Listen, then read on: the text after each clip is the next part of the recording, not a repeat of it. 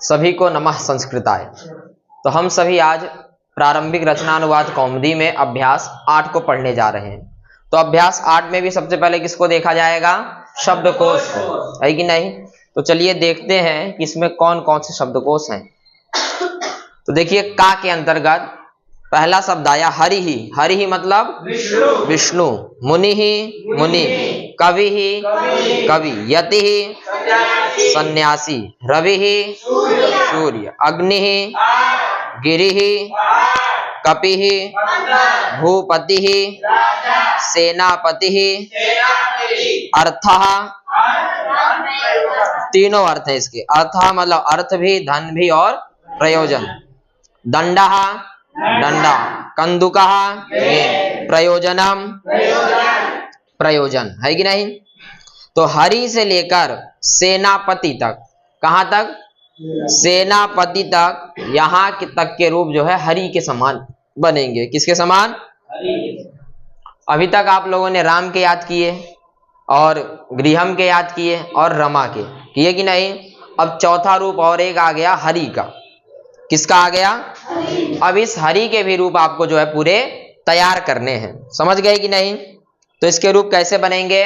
हरि ही हरि हरयः, हरिम हरि हरीन, हरिणा हरये हरिभ्याम हरिभ्यः, हरेः हरिभ्याम हरिभ्यः, हरेः हर्योः हरिणाम, हरौ हर्योः। तो ये हे हरे हे हरि हे हरया संबोधन। तो इस प्रकार जो है आपको पूरा तैयार करना। किसके रूप? हरि के रूप। तो सेनापति तक जो है एक समान रूप चलेगा। सेनापति ही सेनापति, सेनापतयः, सेनापतिम सेनापति, इसी प्रकार जो है हरि के समान पूरा बनेगा। समझ गए कि नहीं? अब आ जाइए खा के अंतर्गत। देव मतलब चमकना या जुआ खेलना, है कि नहीं? और नृत्य मतलब नाचना, नष्ट होना, भ्रम घूमना, है कि नहीं? तो इतने धातुएं जो है 4 धातु दिए गए हैं खा के अंतर्गत। अब गा के अंतर्गत अव्यय आ गए। सह मतलब साथ, सार्धम मतलब भी होता है साथ। इन दोनों का अर्थ समान है। ठीक है? तो जो है दिव के रूप लट लकार में कैसे बनेंगे? तो यहाँ 2 नंबर में देखिए लिखा है दिव के रूप कैसे लेंगे? दिव्यति। तो लट लकार में क्या बन जाएगा? देव्यति, देव्यतः, देव्यन्ति, देव्यसि, दिव्यानि, दिव्यावः, दिव्याम। लोट में दिव्यतो, देव्यता, देव्य, देव्यतम, देव्यता, देव्यानि, देव्यावः। लंग में अदिव्यत, अदिव्यताम, अदिव्यन, अदिव्यः,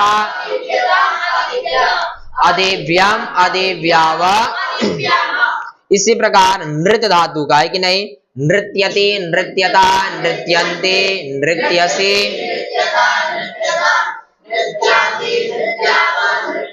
ऐसे भ्रम धातु का लोट लकार में बनेगा भ्राम्यतो, भ्राम्यताम, भ्राम्यन्तो, भ्राम्य, भ्राम्यतम। समझ गया? लंग में अभ्राम्यत, अभ्राम्यताम, अभ्राम्यन, अभ्राम्यः, अभ्राम्यतम, अभ्राम्यत, अभ्राम्यम, अभ्राम्यावा। इसी प्रकार इनके रूप चारों लकार में बनेंगे। समझे कि नहीं? कितने लकार? तीनों लकार में। इतनी बात समझ गए कि नहीं? अब देखिए यहां पर एक लकार आपका और बढ़ गया। चौथा लकार आपका आया। कौन सा लकार? विधिलिंग लकार। कौन सा लकार है? विधिलिंग। समझे कि नहीं? ये लकार भी जो है आज्ञा अर्थ में ही प्रयोग किया जाता है। किस अर्थ में? आज्ञा अर्थ में। समझ गए कि नहीं? और यदि एक इसको समझने तो चाहिए अर्थ में, है कि नहीं? किस अर्थ में? चाहिए अर्थ में प्रायः इसका प्रयोग लोग करते हैं। समझ गए कि नहीं? जैसे मुझे भोजन चाहिए, मुझे जाना चाहिए, पढ़ना चाहिए, ऐसे वाक्यों में विधिलिंग लकार का प्रयोग किया जाता है। और आज्ञा अर्थ में भी आप इसका प्रयोग कर सकते हैं, चाहे आज्ञा लेना हो चाहे आज्ञा देना हो। तो चाहिए भी क्या हुआ? एक आज्ञा हुआ कि नहीं? मुझे भोजन चाहिए, तो आप उससे आज्ञा ले रहे हो कि नहीं? मतलब कह रहे हो। बात समझे कि नहीं? तो चाहिए अर्थ में भी किसका प्रयोग हो जाता है? प्रायः विधिलिंग का। और आगे अर्थ में आप चाहे लोट का प्रयोग करें और चाहे विधिलिंग लकार का प्रयोग करें, दोनों में कोई अंतर नहीं है। ठीक है, अब इनके हम लोग प्रत्ययों को देख लेते हैं। तो इसका प्रत्यय क्या है? प्रथम पुरुष में एत और फिर एताम, फिर एयुः, है कि नहीं? ये प्रथम पुरुष का हुआ। फिर एह, एतम, एता, है कि नहीं? फिर एयम ना, फिर एव, फिर एम। ये प्रथम पुरुष है, मध्यम पुरुष और ये उत्तम पुरुष, है कि नहीं? त्वम के साथ एह लगाना है क्रिया में, युवाम के साथ एतम और यूयम के साथ एता, अहम के साथ एयम, मतलब धातु के साथ में एयम जोड़ देना है, अहम पठेयम, है कि नहीं? और आवाम के साथ एवा, है कि नहीं? आवाम पठेवा, और वयम के साथ वयम पठेमा। बात समझे कि नहीं? कोई भी लकार हो, त्वम, युवाम, यूयम और अहम, आवाम, वयम के लिए निश्चित है, निर्धारित है उसके लिए। बात समझे कि नहीं? अब इन 6 को छोड़कर बाकी जो भी बचा उनके लिए आपको प्रथम पुरुष का ही प्रयोग करना है। इतनी बात समझ गए कि नहीं? और इस लकार का आपको प्रायः किस अर्थ में प्रयोग करना है? चाहिए अर्थ में। आज्ञा अर्थ में भी आप इसका प्रयोग कर सकते हैं। मैं भोजन करूं तो चाहे लोट बोलो, चाहे आप विधिलिंग लकार बोलो, दोनों में कोई परिवर्तन नहीं, आप दोनों लकारों का प्रयोग कर सकते हैं। इतनी बात समझ गए कि नहीं? अब जैसे इस धातु, इस लकार में जो है, इस अभ्यास में पहला धातु कौन सा आया? दिव धातु आया था कि नहीं? दिव का लट लकार में हम क्या बनाए थे? दिव्यति बनाए थे। क्या बनाए थे? दिव्यति बनाए थे कि नहीं? दिव्यति, या अति जोड़े थे हम लोग। अब इसी दिव्य में एत, एताम, एयुः जोड़ देना है। क्या जोड़ देना है? एत, एताम, एयुः जोड़ देना है। अब दिव्य में एत जोड़ोगे, दिव्येत, दिव्य में एताम, दिव्येताम, है कि नहीं? भाई देखिए, दिव्य है, क्या है? दिव्य, उसमें एत जोड़ दिए तो क्या बन गया? दिव्येत। अब इसी दिव्य में आगे सब जोड़ते जाइए, क्या बनेगा? दिव्येत, दिव्येताम, दिव्येयुः, दिव्येः, दिव्येताम, दिव्येता, दिव्येयम, दिव्येवा, दिव्येमा, बन जाएगा। इसी प्रकार भ्राम्येत, भ्राम्येता, भ्राम्येयुः, भ्राम्येः, भ्राम्येताम, भ्राम्येता, भ्राम्येयम, भ्राम्येवा, भ्राम्येमा। इसी प्रकार पठेत, पठेताम, पठेयुः, पठेः, पठेता, पठेता, पठेयम, पठेवा, पठे। अब गम धातु में गच्छ बनता है तो गच्छ में जोड़ते जाइए, गच्छेत, गच्छेताम, गच्छेयुः, गच्छेः, गच्छेताम, गच्छेता, गच्छेयम, गच्छेवा, गच्छेमा। इसी प्रकार जितने भी धातु में है कि नहीं? जैसे दृश्य है तो दृश्य का क्या बन जाएगा? पश्येत, पश्येताम, पश्येह, पश्येताम, पश्येता, पश्येयम, पश्येवा, इसी प्रकार 1 से लेकर 8 तक के और आगे जितने भी धातुएं आएंगे ऐसे आपको बनाते चलना है। समझ गए कि नहीं? तो ये आपके 4 लकार हो गए। ठीक, अब मान लीजिए एक वाक्य आया कि तुम्हें जाना चाहिए। क्या वाक्य है? तुम्हें जाना चाहिए, ये वाक्य है। तो तुम्हें की संस्कृत त्वम है कि नहीं? अब चाहिए आ गया कि नहीं? तो इसमें कौन सा लकार प्रयोग करना है आपको? विधिलिंग लकार। ठीक है, तो जाने अर्थ में जाना चाहिए पूरी क्रिया है, तो जाने अर्थ में कौन सा धातु है? गम धातु है, तो गम को गच्छ हो जाता है। क्या हो जाता है? गच्छ हो जाता है कि नहीं? अब जब त्वम का प्रयोग है तो यहाँ जो है मध्यम पुरुष एक वचन आएगा। अब गच्छ में ए जोड़ दोगे तो क्या बन जाएगा? गच्छेह बन जाएगा कि नहीं?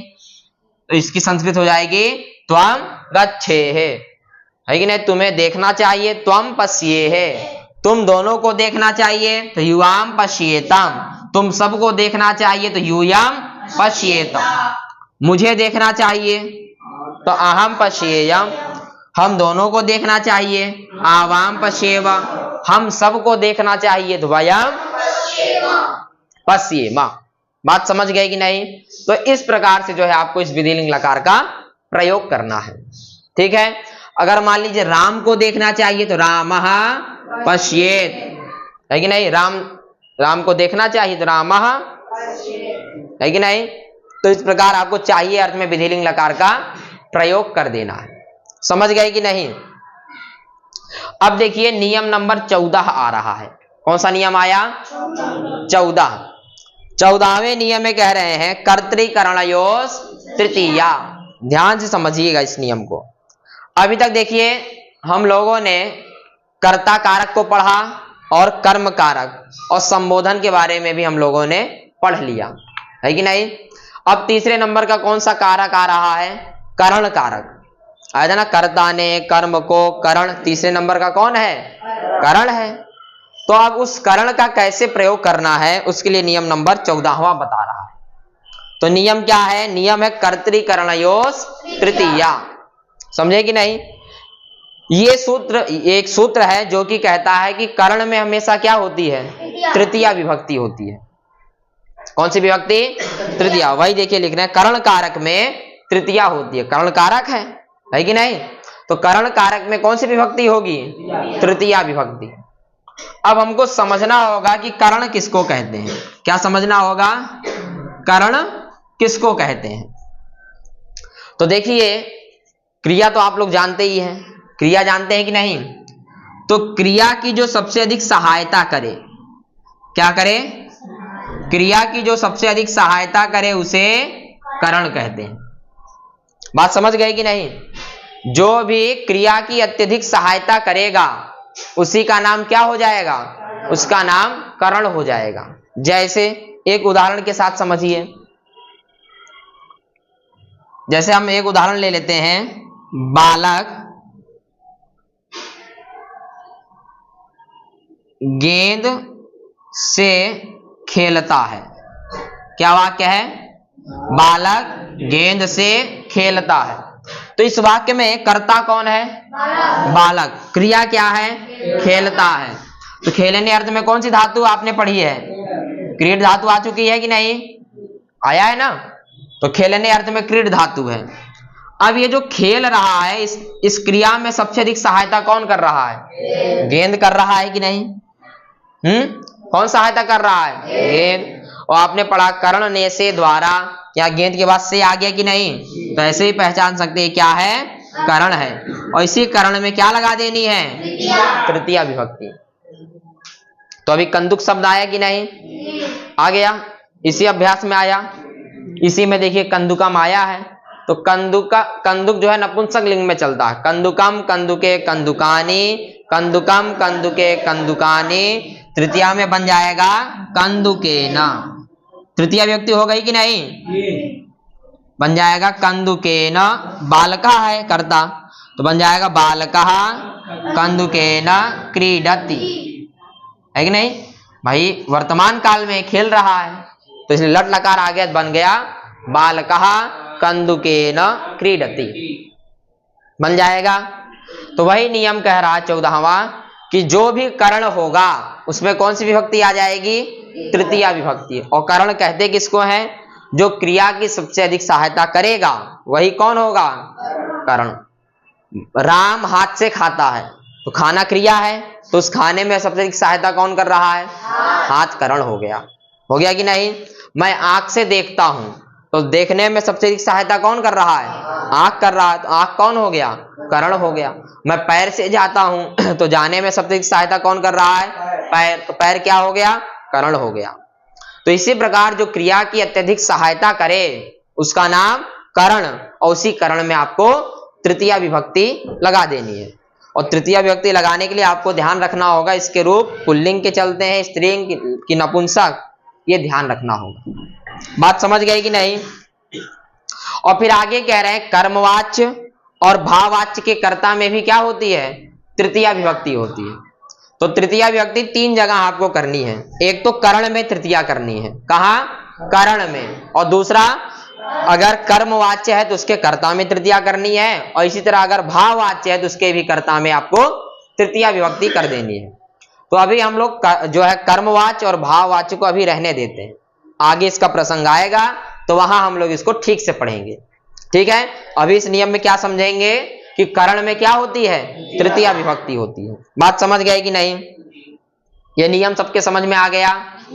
अब अगला नियम आया 15वें नंबर का, सहयुक्ते प्रधाने। क्या नियम है? सहयुक्ते। ये नियम कहता है सह, सार्धम, साकम, समम, इनके साथ भी क्या होती है?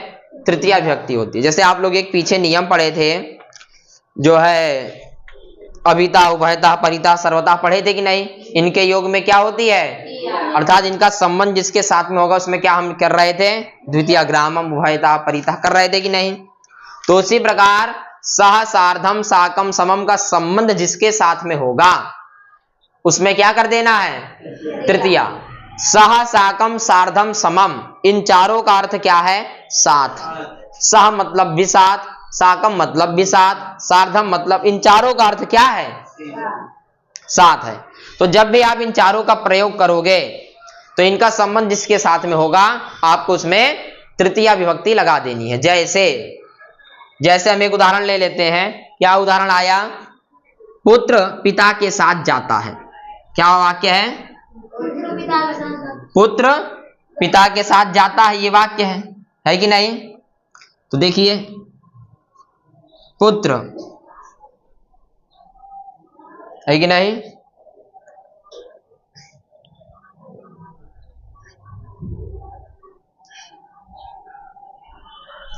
हमने क्या वाक्य लिया?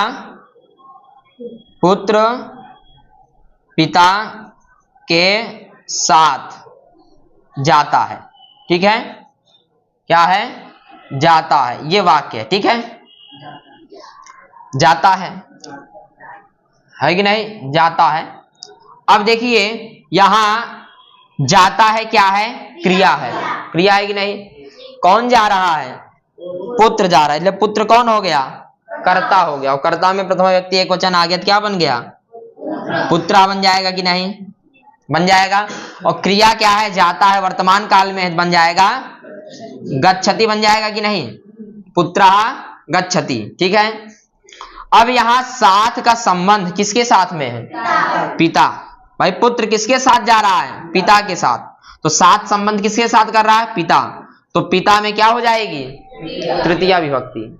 और पिता की संस्कृत क्या है? जनक। और जनक के रूप किसकी तरह चलते हैं? राम की तरह। राम की तृतीया रामेण, तो जनकेन क्या बन जाएगा? और साथ की संस्कृत क्या है? सह। सह, सार्धम, साकम में से आप कुछ भी लगा सकते हो।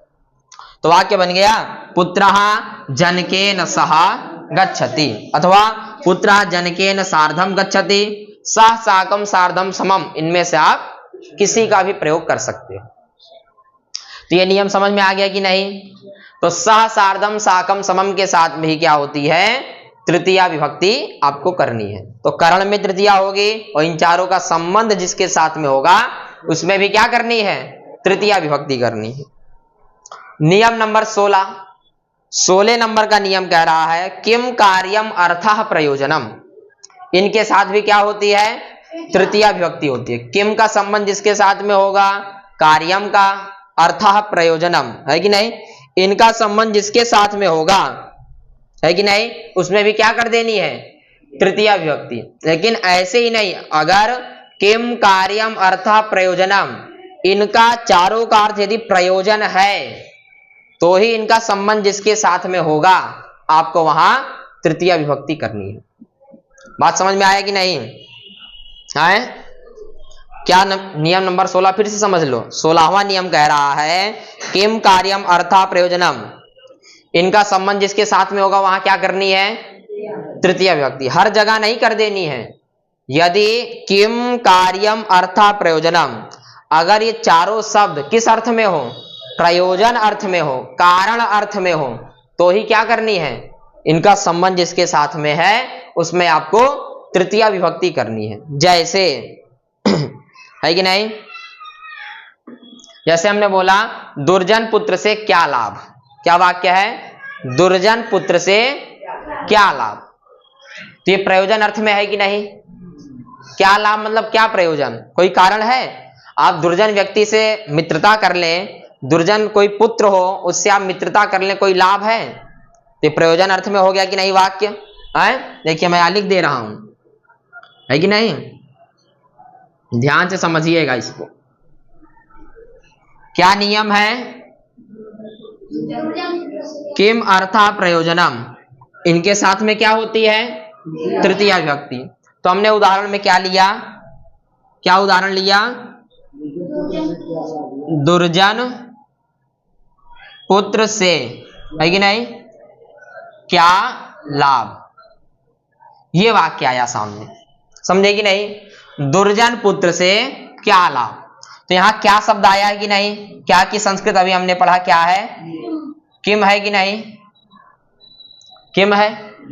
अब ये देखिए जो पुत्र है, कैसा पुत्र है? दुर्जन पुत्र। कैसा पुत्र है? दुर्जन पुत्र है कि नहीं? यदि आप किसी दुष्ट व्यक्ति से संगति करें तो कोई लाभ है?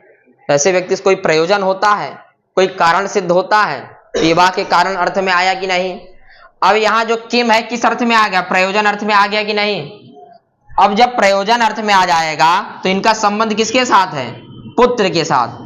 तो इसी पुत्र में कौन सी विभक्ति आ जाएगी? तृतीया आ जाएगी। तो बन जाएगा पुत्र के रूप किसकी तरह चलते हैं? राम की तरह चलते हैं कि नहीं? तो पुत्रा पुत्रौ पुत्राः, पुत्रम पुत्रौ पुत्रान, पुत्रेण, कितने पुत्र हैं? एक है, इसलिए एक वचन आ जाएगा, बन जाएगा पुत्रेण। क्या की संस्कृत? किम, और लाभा मतलब लाभा, है कि नहीं? इतनी बात समझ गए? पुत्रेण किम लाभा। अब ये देखिए पुत्र का एक विशेषण है दुर्जन। पुत्र का विशेषण कौन है? दुर्जन, है कि नहीं? अभी आप लोग आगे अभ्यास में पढ़ोगे तो हाँ एक नियम मिलेगा जो कहता है जो विशेष्य में लिंग होगा वही किसमें होता है? विशेषण में। जो वचन पुरुष विशेष्य में होता है वही किसमें होता है? विशेषण में होता है। समझ गए कि नहीं? तो अब देखिए पुत्र का विशेषण क्या है? दुर्जन। जैसे हमने कहा सुंदर बालक, है कि नहीं? तो सुंदरता क्या है? उसकी विशेषता है कि नहीं? है कि नहीं? तो जो विशेष में होगा, तो यहां विशेष कौन है? पुत्र। इसमें तृतीया है कि नहीं? तो इसके विशेषण में भी क्या हो जाएगी? तृतीया विभक्ति हो जाएगी। भाई कैसा पुत्र है? तो उसका विशेषण है दुर्जन पुत्र। तो पुत्र में तृतीया हुई, किस नियम से? किम कार्य अर्था प्रयोजनम, इस नियम से क्या हुई? पुत्र में तृतीया हुई। तो दुर्जन में भी क्या हो जाएगी? क्यों तृतीया हो रही है? क्योंकि ये पुत्र का विशेषण होता। तो जो जिसका विशेषण होता है, जो लिंग, जो वचन, जो पुरुष इसका होगा, वही लिंग वचन पुरुष किसका होगा? विशेषण का भी होगा। बात समझ गए कि नहीं? तो वाक्य बन जाएगा दुर्जनेन पुत्रेण किम लाभः, बन जाएगा कि नहीं? कोई समस्या? ये नियम समझ गए आप लोग? ये नियम क्या कहता है? किम कार्यम अर्थः प्रयोजनम, इन चारों का संबंध जिसके साथ में होगा उसमें कौन सी विभक्ति आएगी? तृतीया विभक्ति। लेकिन हर अर्थ में नहीं। यदि किम कार्यम अर्थः प्रयोजनम का अर्थ क्या हो? प्रयोजन ही अर्थ हो, है कि नहीं? तभी तृतीया आएगी, नहीं तो नहीं आएगी। आप क्या कर रहे हो? भवान किम करोति, यहां भवान में तृतीया आई क्या? नहीं आई। क्यों? क्योंकि यहां कोई भी प्रयोजन अर्थ नहीं हो रहा है। बात समझे कि नहीं? आप कहां जाते हो? राम कहां जाता है? तो इसकी संस्कृत क्या होगी? राम क्या करता है? रामः किम करोति, यहां तृतीया आई क्या? रामेण किम करोति बनना चाहिए था। तो क्यों तृतीया नहीं आई? क्योंकि नियम कह रहा है किम कार्यम अर्थः प्रयोजनम का अर्थ क्या होना चाहिए? प्रयोजन अगर अर्थ है तो ही क्या आएगी? तृतीया विभक्ति आएगी, नहीं तो नहीं आएगी। तो इस वाक्य में प्रयोजन अर्थ हो रहा है कि नहीं? क्या लाभ मतलब क्या प्रयोजन? कोई कारण हो है? कोई कारण कोई लाभ नहीं है उनसे, तो ये प्रयोजन अर्थ में है, इसलिए किम का प्रयोग हुआ। तो पुत्र में क्या हो गई? तृतीया।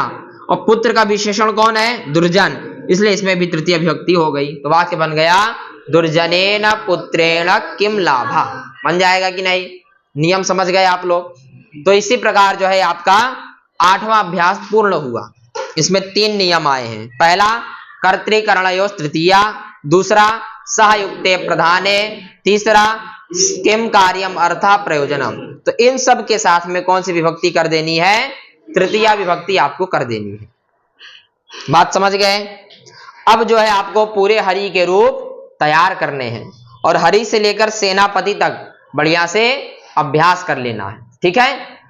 और जो है तीनों नियम को बढ़िया समझ के और विधिलिंग लकार के प्रत्ययों को याद करके फिर उसके बाद क्या करना है? इन वाक्यों को बनाना है। संस्कृत बनाओ में आ जाइए। अब चले आगे, वाक्य बनाते हैं हम लोग।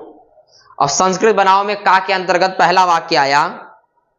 चलिए मैं एक एक को बुलाता जाऊंगा, आप लोग बनाते जाइएगा। चलिए, वाक्य है उसे पढ़ना चाहिए, है कि नहीं? इसकी संस्कृत क्या होगी? सह पठेत। सह पठेत। ता हलंत है कि नहीं? एत में ता हलंत है कि नहीं? उसे पढ़ना चाहिए, क्या संस्कृत होगी उसकी? सह पठेत। हो जाएगा कि नहीं? देखिए वाक्य क्या आया? उसे संस्कृत पढ़ना चाहिए, तो उसे की संस्कृत क्या है? सह है कि नहीं? अब ये जो सह है त्वम युवाम यूयम अहम आवाम वयम से भिन्न है कि नहीं? भिन्न है, इसलिए कौन सा पुरुष आएगा इसके साथ? प्रथम पुरुष का प्रयोग होगा। किस पुरुष का? प्रथम पुरुष। तो ये एक वचन का है तो क्रिया में, इसलिए एक वचन आ गया धातु के साथ में, तो वाक्य बन गया सह पठेत। बन जाएगा कि नहीं? चलिए अगला वाक्य है उसे हंसना चाहिए, क्या होगी इसकी संस्कृत? आगे आ जाइए, सहसेत। तेज बोलिए। सहसेत। बन जाएगा सह हसेत। चलिए अगला वाक्य है उसे यहाँ आना चाहिए, सह अत्र आगच्छेत। बन जाएगा सह अत्र आगच्छेत। उसे वहां नहीं जाना चाहिए, सह तत्र न गच्छेत। सह तत्र न गच्छेत। उसे गेंद खेलना चाहिए, सह कंदुकेन क्रीडेत। हाँ अब यहाँ देखिए वाक्य आया उसे, क्या वाक्य है? उसे गेंद खेलना चाहिए, अर्थात गेंद से खेलना चाहिए, है कि नहीं? तो क्या वाक्य बन जाएगा? सह कंदुकेन क्रीडेत। सह कंदुकेन क्रीडेत। बात समझ में आएगी नहीं? अब देखिए यहाँ कंदुक क्या है? करण है। इसको एक बार समझ लीजिए। क्या वाक्य आया? उसे गेंद खेलना चाहिए, यही वाक्य है कि नहीं? अब देखिए इसको थोड़ा समझ लीजिए, अभी जो हम लोगों ने नियम पढ़ा है। क्या वाक्य आया? उसे गेंद खेलना चाहिए। चाहिए अर्थ आए, इसलिए कौन सा लकार आएगा यहाँ? विधिलिंग लकार आएगा। तो खेलने अर्थ में, खेलने के लिए सबसे अधिक सहायता कौन कर रहा है क्रिया की? गेंद कर रहा है कि नहीं? तो अभी आप लोगों ने नियम पढ़ा कर्तृकरणयोः। जो करण हो, तो करण कौन होता है? जो क्रिया की अत्यधिक सहायता करे। कि क्या हो गई? गेंद करण हो गया, तो गेंद में क्या हो गई? तृतीया विभक्ति बन गया कंदुकेन, और उसे की संस्कृत सह। खेलना चाहिए में क्रीड धातु है, तो सह का प्रयोग है, इसलिए प्रथम पुरुष एक वचन आ जाएगा। तो क्या बन जाएगा? क्रीडेत।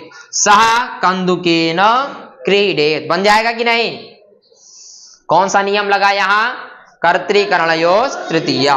चलिए अगला वाक्य, उसे पिता के साथ घूमना चाहिए, सह जनकेन सार्धम भ्राम्येत। बन जाएगा कि नहीं? अब यहाँ देखिए साथ अर्थ आ गया कि नहीं? वाक्य क्या है? उसे पिता के साथ घूमना चाहिए। घूमने अर्थ में भ्रम धातु है कि नहीं? यहाँ साथ अर्थ भी आया है, साथ शब्द आया कि नहीं? तो साथ के योग में क्या होती है? तृतीया। किसके द्वारा? सहयुक्ते प्रधाने। तो किसके साथ? पिता के साथ। वाक्य बनाए थे, वाक्य बन जाएगा सह जनकेन सार्धम भ्राम्येत। बन जाएगा कि नहीं? ठीक है, चलिए आगे आइए। कन्या को नाचना चाहिए, कन्या। चलिए दूसरे आइए। कौन वाक्य है? वाक्य है कन्या को नाचना चाहिए। कौन बनाएगा? आओ।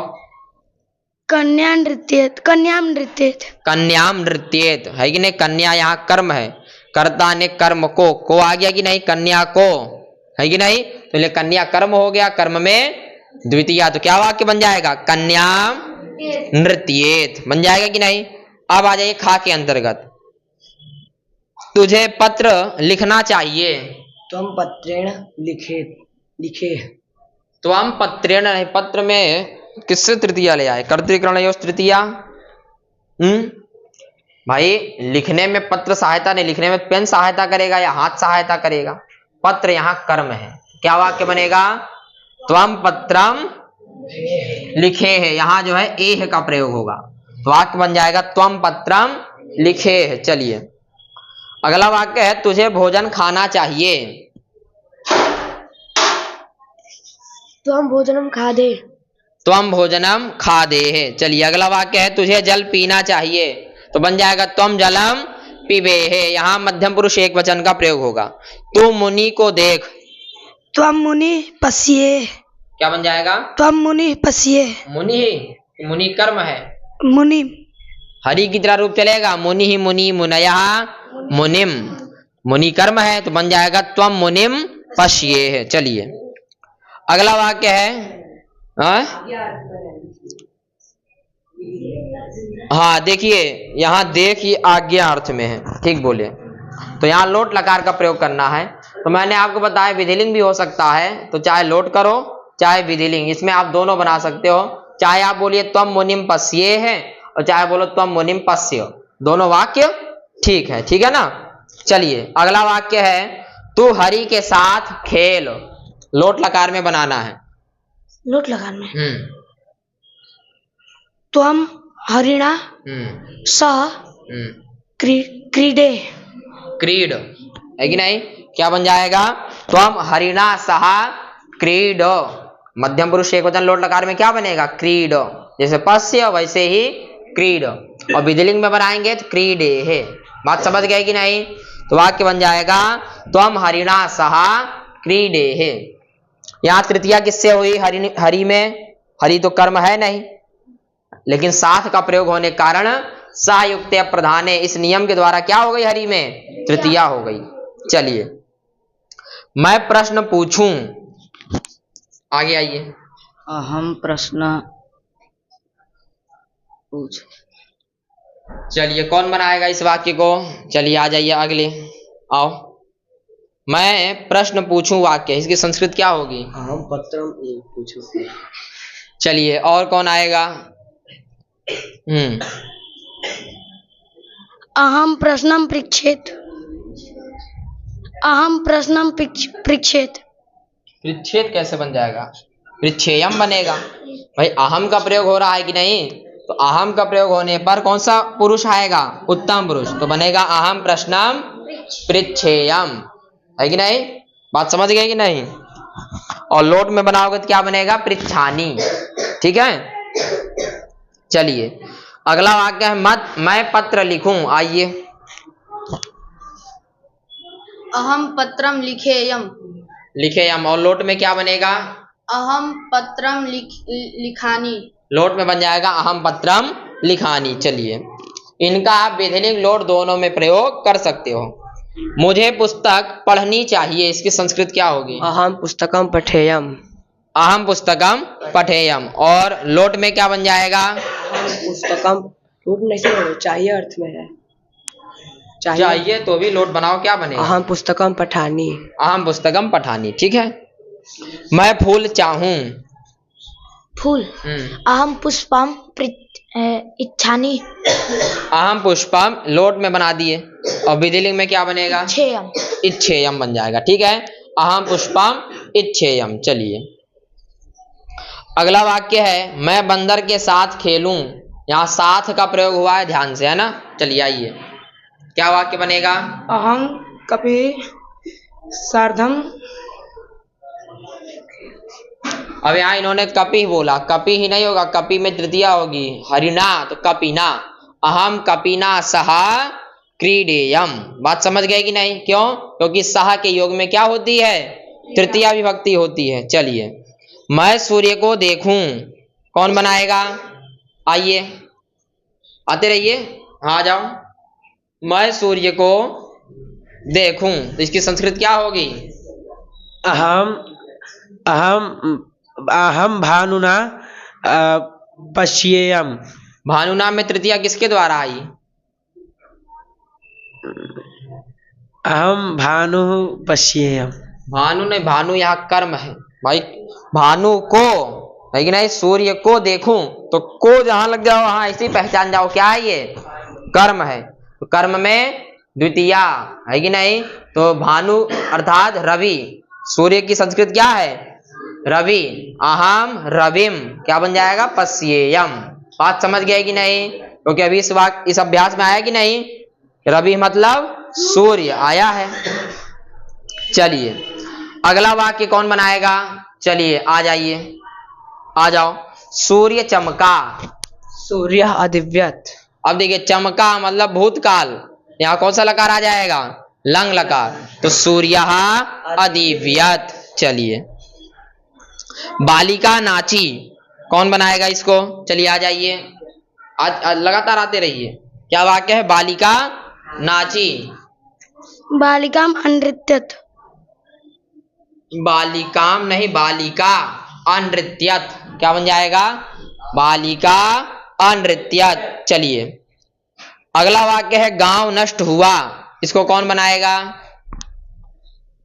सब भूतकाल में आ रहा है। ग्रामम अनश्यत। ग्रामम अनश्यत, समझ गए कि नहीं। गुरु शिष्य के साथ घूमता है, इसको कौन बनाएगा, यहाँ साथ अर्थ आ गया, साथ के योग में क्या हो जाएगी, तृतीया हो जाएगी। चलिए गुरु शिष्येण सह भ्राम्यति। गुरु शिष्येन सह भ्राम्यति, लट लकार, ठीक है, घूमता है, लट लकार आ गया कि नहीं वर्तमान काल में। अगला वाक्य है दुर्जन शिष्य को, दुर्जन शिष्य के क्या लाभ, तो अभी बताए यहाँ 16वां जो है नियम लग जाएगा, तो क्या वाक्य बनेगा, दुर्जनेन शिष्येण किम लाभः, बन जाएगा कि नहीं। अगला वाक्य है राजा सेनापति के साथ यहाँ आया, और सेनापति के रूप किसकी तरह चलेंगे, हरि की तरह, कौन बनाएगा, चलिए आ जाइए, बादल आ जाओ। वाक्य है राजा सेनापति के साथ घूमा। नृपा सेनापतिना घूमा एम अभ्राम्येत। घूमा ये भूतकाल है, अभ्राम्येत। अभ्राम्यत कैसे बन जाएगा, अभ्राम्यत, अभ्राम्यत, समझे कि नहीं। क्या वाक्य बन जाएगा कि जो है नृपः सेनापतिना सह अभ्राम्यत, बन जाएगा कि नहीं, क्योंकि घूमा किस लकार में है, लंग लकार, भूतकाल का प्रयोग है, समझे कि नहीं। तो क्या वाक्य बन जाएगा, नृपः सेनापतिना सह, सेनापति में तृतीया क्यों हो रही है, क्योंकि सह का योग है कि नहीं, तो सह युक्त प्रधाने, तो वाक्य बन जाएगा नृपः सेनापतिना सह अभ्राम्यत, ठीक है। अगला वाक्य है पहाड़ पर बंदर खेल रहे हैं, तो इसको कौन बनाएगा, चलिए आ जाइए, बनाइए। पहाड़ पर बंदर खेल रहे हैं, पहाड़ की संस्कृत क्या है, गिरी है, गिरि कपि कीटति, है कि नहीं। यहाँ अधिकरण भी हो सकता है, लेकिन अभी इसको ऐसे ही रहने देते हैं। कितने वाक्य आपसे बन जाएंगे कि नहीं, है वाक्य बना लोगे, कोई समस्या, तो ये आपका जो है 8वां अभ्यास भी पूरा हो गया। अब अशुद्ध को क्या करना है, शुद्ध करना। चलिए लगातार आते रहिए। सह जनकस्य सह भ्रम्येत, क्या बनेगी इसकी संस्कृत, सहजनकेन सह भ्राम्येत। भ्राम्येत, ठीक है। अगला है दुर्जना शिष्यात को अर्थः, तो दुर्जनेन शिष्येण को अर्थः बन जाएगा। फिर अगला वाक्य है सेनापतेः सह, यहाँ क्या होगा, सेनापतिना सह, है कि नहीं, क्योंकि सह के योग में तृतीया होती है, तो क्या बन जाएगा, सेनापतिना सह। तो ध्यान रखिए, तो तृतीया विभक्ति आपको 3 जगह करनी है, एक जो करण हो वहां तृतीया करनी है, दूसरा सह सार्धम साकम समम, इनका संबंध जिसके साथ में होगा वहां तृतीया करनी है, और तीसरा किम कार्यम अर्था प्रयोजनम, अगर ये प्रयोजन अर्थ में है तो इनका संबंध जिसके साथ में होगा वहां आपको तृतीया विभक्ति कर देनी है। बात समझ गए कि नहीं, तो इनका आप लोग बढ़िया से अभ्यास करिए। तो बस आज इतना ही रखते हैं, तब तक के लिए सभी को नमः संस्कृता।